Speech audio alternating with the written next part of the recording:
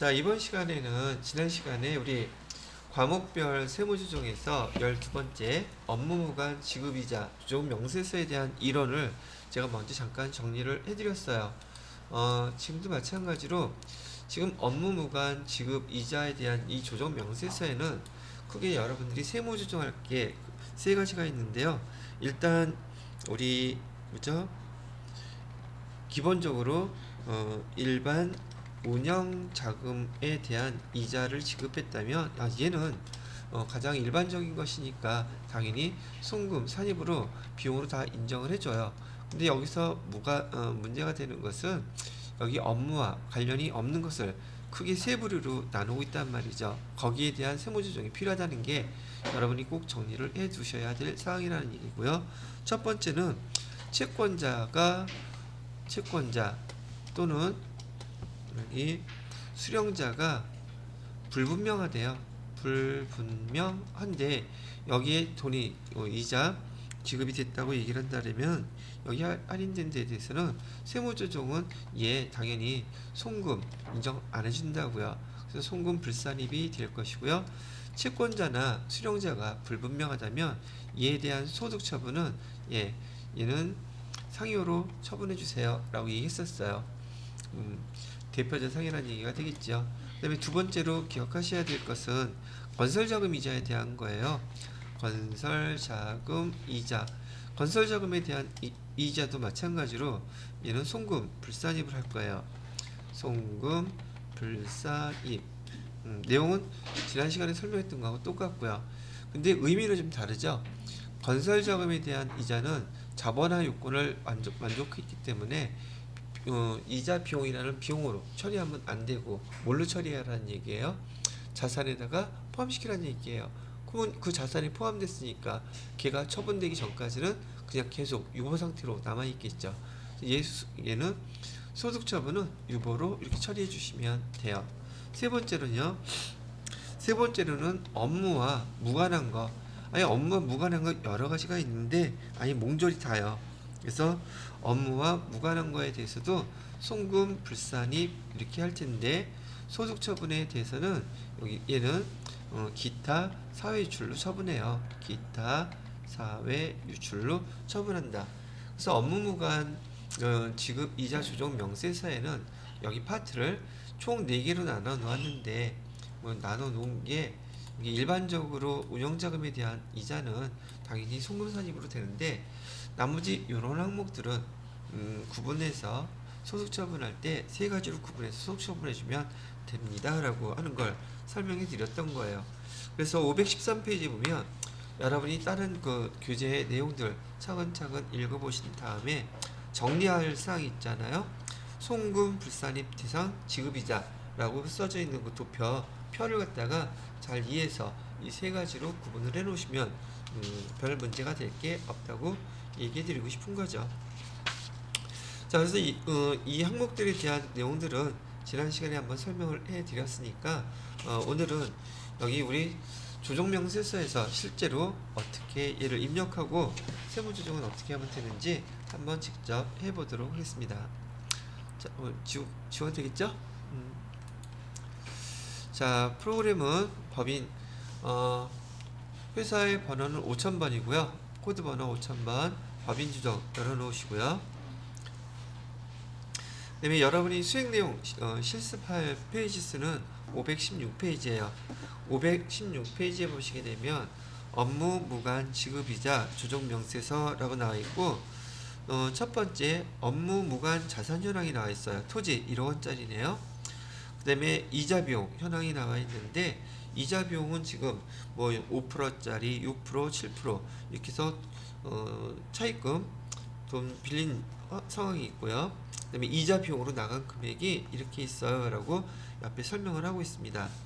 그 다음에 3번 그 자료를 보면 자료 1은 당해년도 재무상태표에 토지 반영되어 있다는 뜻이겠고요. 자료 2는 당해년도 손익계산서의 이자율 이자 비용으로 기록해 놨던 것이 그대로 있습니다 라고 나와 있어요. 그 다음에 5번 마지막 거에 보시게 되면 업무무관 가지급금은 가지급금 등의 인정이자 조정명세서 등 데이터 이용 사용하기로 합니다. 앞에서 우리 여기 가지급금 등 인정이자 주종 그 명세서 작성을 했었는데 그걸 그대로 이용하세요. 그런가 보다 하면 되겠죠.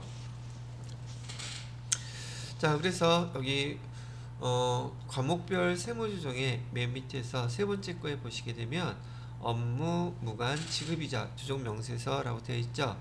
얘를 클릭해서 열어보시고요.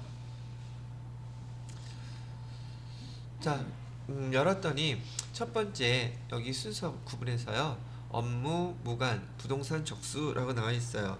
업무, 무관, 부동산 적수는 당연히 토지에 대한 얘기를 하고 있죠. 왜? 1번에 주어진 자료를 보면 업무, 무관, 자산에 대한 얘기를 하고 있잖아요.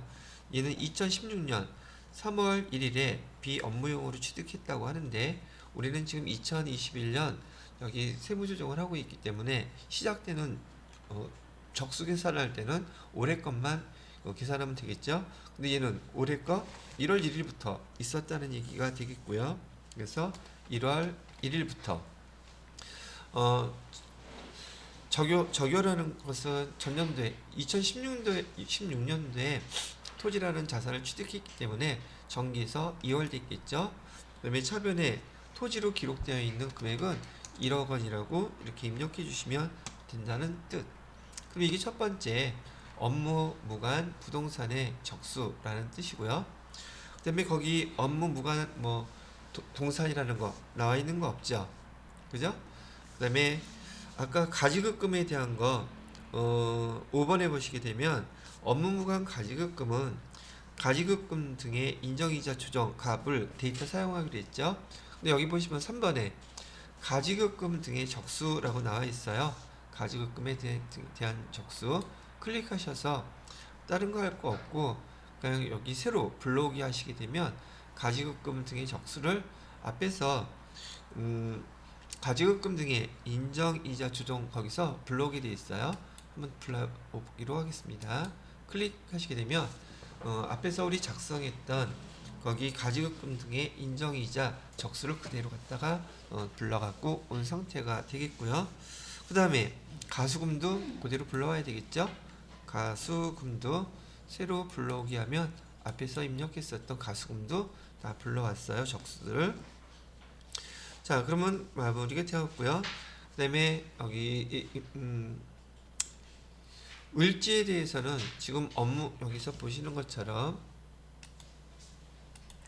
업무, 무관, 부동산 적수, 그 다음에 여기 업무, 무관, 동산 적수 얘는 없었죠? 얘는 없었으니까 신경 쓸 필요 없었고요. 그 다음에 가지급금 적수하고 가수금 적수는 앞에서 얘기했던 여기 가지급금 등의 인정이자 적수 그대로 불러오기 하기만 했단 말이죠. 자, 되셨으면 그 다음에 여기 을지 옆에 갑지라고 또 이렇게 나와 있죠.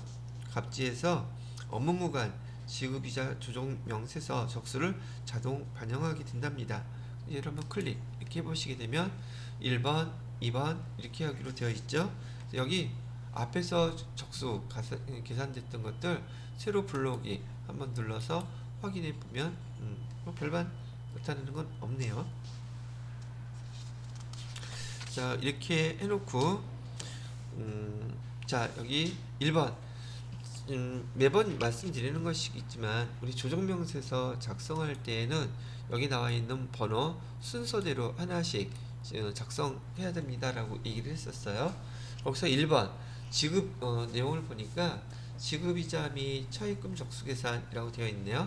자, 이자율은요 아까 거기 문제에서 주어졌던 순서대로 7%짜리가 하나 있었죠. 자료 보고 그냥 입력하는 겁니다. 이자율 7% 짜리 하나 있었고요. 거기 지급이자는 얼마 있었다 그랬냐면 560만원 했다고 되어 있고요. 그 다음에 채권자 불분명 사채이자가 있는지 지금 지급이자를 얘기하는 거랍니다. 지급이자 여기 560만원 중에 이 지급이자가 채권자 불분명 사채이자인가요? 그 다음에 건설자금 이자인가요? 뭐 등등 그거 물어보는 항목이에요. 지금 근데 560만원에 대해서 보기에다가 뭐라고 썼느냐 하면 2번 자료 한번 보세요. 뭐 얘가 제일 중요한 자료이기는 해요. 7% 560만원이요 채권자를 알 수 없는 이자 비용이다 라고 되어 있죠. 채권자를 알 수 없으니 원천징수도 하지 않았음 되어 있습니다. 그럼 여기 구분해 놓은 그 칸에다가 해당되는 그 칸에다가 그대로 입력하라는 뜻이에요. 그럼 채권자 불분명 사채이자 560만원 여기다가 그대로 따라서 입력해 주시면 돼요. 다른 거 조정할 거? 네, 물론 없고요. 그러면 여기 입력하면서도 제가 아까 설명해 드렸던 채권자가 불분명하다면 얘 송금으로 인정해 줄까요? 당연히 안 해주겠죠. 그럼 얘는 세무조정할 때 송금 불산입이겠네요. 그렇죠. 그런데 채권자가 불분명하고 수령자가 불분명하다 그러면 얘는 뭘로 처분하기로 했어요? 소득처분은 상여로 처분하기로 했었죠. 채권자가 불분명하다 그다음에 수령자가 불분명하다 그건 사장이 쓰리쓰리 슬쩍 해갖고 어떻게 했다 그렇게 보겠다는 뜻인가요? 자, 그래서 이게 하나 지금 이자 지급한 거 지금 여기 입력하면서 여러분들한테 그 내용도 한번 세무조정하고 소득처분 한번 설명을 해드린 거예요 미리. 자, 두 번째 자료는 이자율 몇 %라고 되어 있어요? 6%라고 되어 있죠?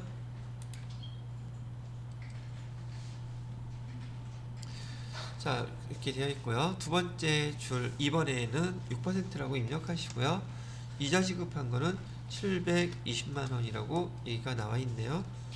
720만 원에 대한 내용은 아무것도 없어요. 그냥 이자를 지급한 내용인 것 같아요. 그럼 얘도 손댈 거 없으니 그냥 끝. 그 다음에 5%짜리 금액은 240만 원이라고 되어 있고요.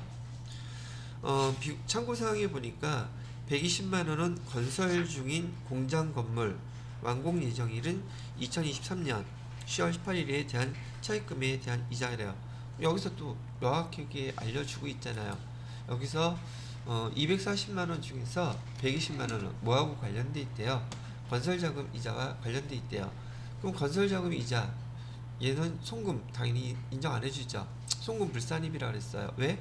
얘는 건설자금 이자니까 자본기정 자산 처리를 해야지 되는데 지금 비용 처리를 했으니까 얘는 송금 불산입하고 유보 이렇게 시켜놓는다 그랬었죠. 이게 두 번째 세무조정을 해줘야 될 상황에 됐다는 얘기를 합니다. 자, 이렇게 입력을 다 마쳤습니다. 자, 그러면 여기 표도 마찬가지로 지금 천천히 한번 보세요. 처음 보시는 거긴 하지만은 입력할 때 교재에서 주어진 자료로 순서대로 지급이자 및 차입금 적수계산 할 때 여기에 해당되는 금액을 갖다가 거기 자료 2번 516페이지에 이자 비용 현황을 보고서 해당하는 칸에다가 입력만 했죠. 그죠? 그래서 지급이자는 총 여기 뭐 840만 원인데 등등 얘도 지가 알아서 다 계산해요. 그렇게 계산을 해놓고 주어진 자료 이게 입력이 다 끝난 상태랍니다. 뭐 별번 입력한 건 또 없는데요. 예, 이거 알고서 이렇게 입력하는 자체가 어려운 거예요. 근데 알고서 입력하면 예, 되게 쉬운 거고요. 자, 일단 저장을 해놓고요. 합계 등록에서 세무조정 해줘야 되겠죠. 그래서 딱 눌렀더니 지급이자에 대한 송금 불산입 금액 나와 있죠. 지급이자 송금 불산입 계정은 757만 얼마 나와 있죠. 940원 이렇게 나와 있고요. 그 다음에 두 번째로는 채권자 불분명 사채이자 560만 원은 세무조정할 때 아까 제가 송금 불산입하고 이쪽은 벌써 다 송금 불산입에 대한 걸로 떠 있어요. 여기다 입력만 하시면 된다는 얘기죠. 자, 일단 지급이자 송금 불산입에 대한 것은 지금 지급이자 송금 불산입은 얘는 지금 업무와 관련이 있다는 뜻, 없다는 뜻. 업무와 관련이 없다는 뜻이었으니까 지급이자 송금 불산입 이렇게 되는 것이니까 얘는 업무 무관 지급이자라고 쓰면 되겠죠. 지급이자 업무와 관련 없는 거 757만 6,940원 이렇게 입력해 주시고 업무와 관련이 없으니까 얘는 당연히 상여 처리해 준다고 했었죠. 아니, 상여래네. 업무 무관이니까 기타 사회 유출 이렇게 해주시면 되겠고요. 그 다음에 두 번째 채권자 불분명 채권자 불분명 사채 이자 560만 원이었죠. 이는 상여로 처분한다 그랬어요. 세 번째 건설자금이자 건설자금이자 금액은 120만 원. 건설자금이자는 유보시킨다 그랬죠. 유보 발생. 자, 여러분이 자료에다가 지금 보시는 것처럼 해당되는 것 칸만 잘 활용해서 입력하시게 되면 세무조정할 사항들은 여기 다 떠요. 얘가 여기 송금불산입인지 금산입인지 송금산입인지 금산입인지 해당되는 칸에다가 이렇게 회계처리 세무조정 해주시고 소득처분만 잘 구분하실 수 있으시면 된다는 얘기랍니다. 이 항목이 지금 여러분들한테 519페이지 세무조정까지 해서 한꺼번에 다 쭉 설명을 해드린 내용이에요. 이게 지난 시간에 이론으로 먼저 설명해 드리고 지금 이렇게 실기로 실무 자료 입력하니까 이론보다는 훨씬 이해하기 쉬우실 거라고 생각이 들어요. 그런데 이론을 모르면 이거 입력하기도 어려워져요. 입력하는 건 되게 간단하게 입력했죠. 입력하는 게 문제죠. 자, 그래서 복귀 해놓고요. 여기 12번째 업무 무관 지급이자 조정 명세서까지 마무리를 했어요. 자, 지금 여기 순서로는 12번째인데요. 앞에 우리 감가상각비가 첫 번째로 다른 파트에서 나왔기 때문에 얘가 제가 과목별로 세무조정하는 규정들 있죠. 13가지 제가 어떻게 얘기했었어요. 감, 퇴퇴, 대접, 가져와서 선거넣기 다 됐어요. 맨 마지막 하나 남았는데 이 맨 마지막 게 뭐냐면 기부금이에요. 근데 기부금은 지난번에 우리 거기 각 사업연도 소득 계산할 때 이 기부금은요 설명은 해드리겠지만 세무 조정 사항 세무 여기 지금 합계 등록 있죠. 소득 금액 조정 합계표에 반영되는 녀석이 아니에요. 얘는 별도였었어요. 그래서 잠깐 이거 하기 전에 저장 눌러 놓으세요. 마지막 계정이 남아있는 게 기부금이었었는데 기부금은 앞에서 설명해 드렸던 거 잠깐 봐야죠.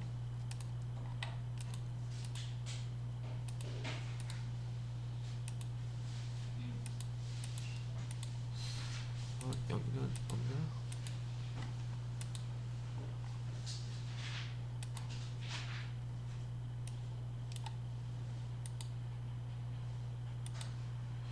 글씨 작아서 잘 안 보이긴 하겠다.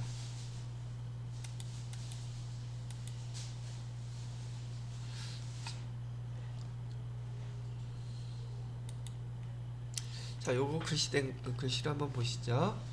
우리 처음에 여기 법인세 시작하면서 제가 요거를 강조해 드렸었죠.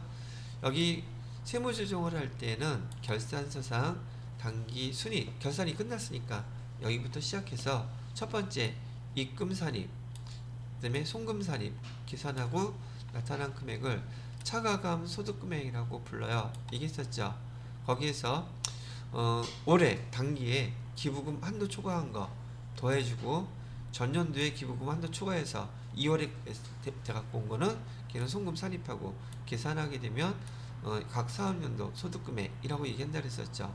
근데 여지껏 우리가 지금 13가지의 개정 과목을 손대면서 송금 산입 세무조정을 했단 말이에요. 여기서 바로 여기 입금 산입과 송금 산입에 해당되는 게 바로 세무조정이에요. 개정 과목별로 세무조정을 했었고 세무조정한 결과로 그 다음에 소득 처분을 이렇게 했었죠. 그죠? 그런데 여기 지금 맨 마지막에 지금 실기에서 연습해야 될 항목들은요 바로 요 기부금에 대한 것들이에요. 이 기부금은 이렇게 세무조정 송금산입이다 입금불산입니다 이러한 그 세무조정을 하지 않는 항목이란 말이죠. 필요한 그 조정 명세서에다가 자료 반영해서 입력하면 그걸로 끝나요. 그래서 지금 여기 기부금은 재무회계 때에도 여러 번 많이 배웠던 항목들이긴 하지만은요 그 기부금 그 항목들에 대한 구분을 할 줄 알면 되겠다는 얘기들이고요. 그래도 세무 조정할 때 입금산입과 송금, 불산입에 대한 세무조정이 벌어지고 난 다음에 여기 기부금에 대해서는 이제 여기 기부금 별도의 그 조정 명세서를 보고 그런 다음에 여기서 세무조정을 해주게 돼요. 왜냐하면 기부금도 여기 송금에 산입할 수 있는지 불산입할 수 있는지 문제는 세무조정 소득처분을 여기서 했는데 여기는 다 어디에 들어가 있었던 거냐면 소득금액 조정 합계표 이거 합계표 여기 반영되어 있는 세무조정 항목을 얘기하는 거고 여기 기부금에 대한 것은 별도의 그 다음 단계 세무조정이라는 얘기예요. 세무조정 아예 안 한다는 뜻이 아니라 하기는 하는데 여기 합계되어 있는 여지껏 한 계정하고 똑같은 계정 과목인데 다르다는 얘기죠. 구분이 그거 설명해 드리려고 얘기했던 거랍니다. 자 그러면 여기 우선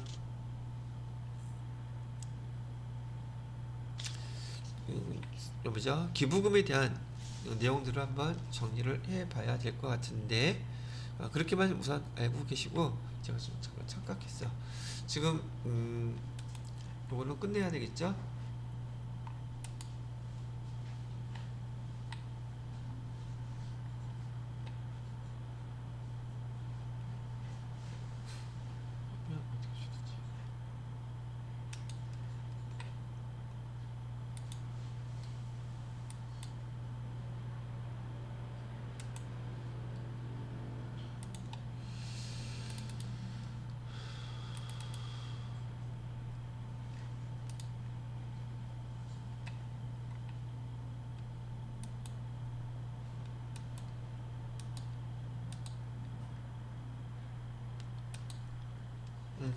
그래서 지금 여기 과목별 세무조정에 대해서 12번째 것까지 이론 앞에 설명에 대한 이론에 대한 요약하고 조금 전에 했던 업무무관 지급비 조정에서 실무로 한번 반영해서 다 마무리 지었던 것이랍니다. 일단 여기서 녹화는 끝내고요. 다음 거는 기부금에 대한 거 이어서 녹화를 하도록 하겠습니다.